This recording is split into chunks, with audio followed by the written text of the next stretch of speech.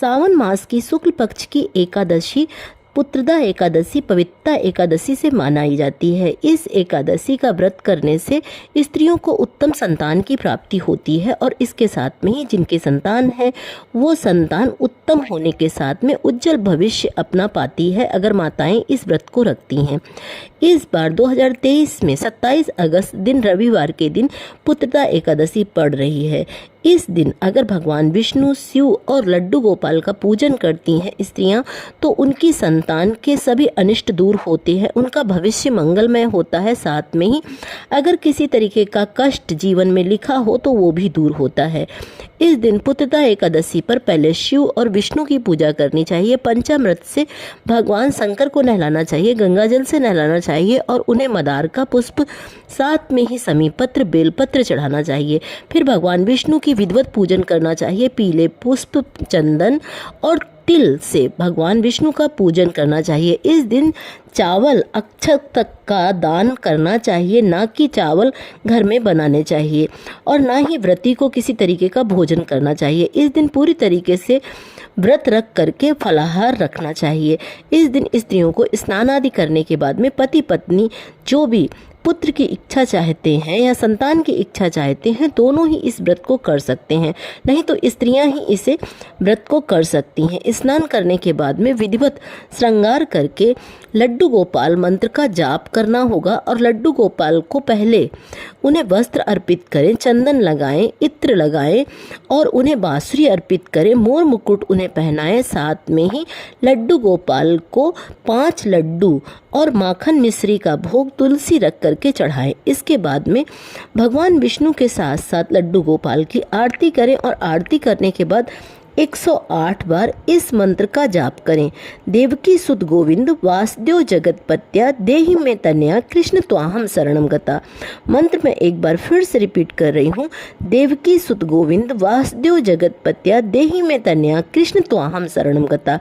यह संतान गोपाल मंत्र का जिन स्त्रियों को संतान नहीं है, जिनकी संतान किसी भी तरीके कष्ट में है, किसी तरीके से उनके जीवन में रोग है या दुख है या किसी बीमारी से जूझ रहे हैं तो 108 बार इस मंत्र का जाप विधिवत करें और भगवान कृष्ण को बांसुरी अर्पित करें। इसके साथ में ही कुछ खिलौने जिसमें छोटे बालक खेलते हैं वो भगवान कृष्ण यानी कि लड्डू गोपाल को अर्पित करें और इसके साथ में ही छोटे बच्चों को मिठाई और फल वितरित करें। ऐसा करने से पुत्रदा एकादशी का व्रत करने से स्त्रियों को उत्तम संतान की प्राप्ति होती है। साथ में ही जीवन में किसी भी तरीके का रोग हो, कष्ट हो, वो सारा का सारा संतान का दुख दूर हो जाता है। साथ में ही इस व्रत का करने से ये पवित्रता एकादशी है, जीवन पूरी तरीके से पवित्र होता है, निष्पापी होता है और वैभव की प्राप्ति होती है।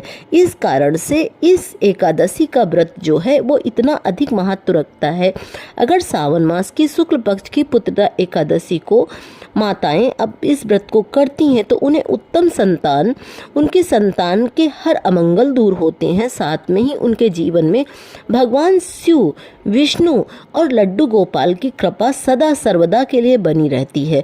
इसलिए हर स्त्री को चाहिए कि अपनी संतान के लिए, उत्तम संतान के लिए, उत्तम संतान की प्राप्ति के लिए पुत्रदा एकादशी जो कि 27 तारीख दिन रविवार के दिन 2023 को पड़ रही है, इसका विधिवत पूजन करें। अगर आप व्रत नहीं भी रख सकती हैं फिर भी अपनी संतान की उत्तम आयु, अच्छी कामना के लिए, उनके उज्जवल भविष्य के लिए इस व्रत का पूजन जरूर करें। और इसके साथ में ही इस दिन किसी भी पेड़ के नीचे यानी कि आंवला या फिर बेलपत्री, तुलसी के नीचे दिया जरूर जलाएं। बस इस बात का ध्यान रखें कि रविवार के दिन तुलसी में जल नहीं चढ़ाते हैं, सिर्फ अक्षत के दाने डाल करके और एक दिया रख दें।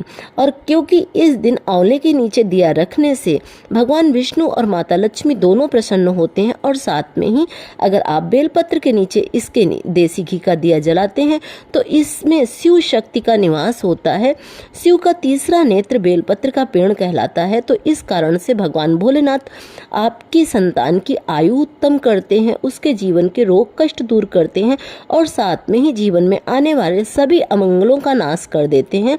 और भगवान विष्णु जीवन को अभय वरदान देते हैं, साथ में ही जीवन में सुख समृद्धि का आशीर्वाद देते हैं और लड्डू गोपाल की तरीके ही आपके जीवन में एक उत्तम संतान आती है।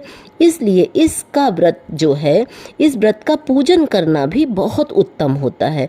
वीडियो पसंद आ जाए तो जय श्री कृष्णा, जय लड्डू गोपाल की जरूर लिखें और साथ में ही शेयर करें। चैनल पर नए हो तो इसे सब्सक्राइब भी कर लें। जय श्री कृष्णा।